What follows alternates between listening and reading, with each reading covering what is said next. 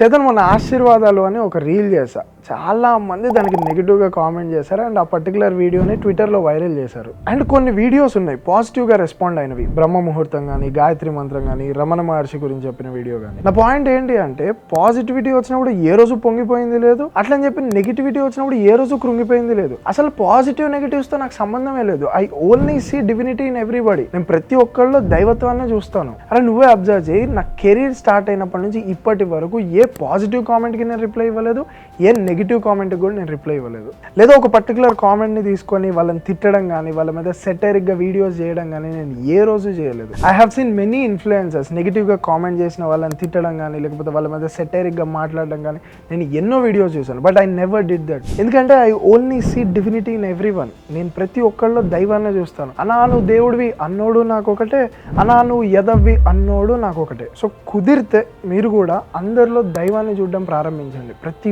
ఒక్కరిలో, ప్రతి సిచ్యువేషన్లో, ప్రతి థింగ్లో no positivity, no negativity, only divinity. మళ్ళీ డివినిటీ అంటే దేవుళ్ళు అనుకున్నారు, నేచర్.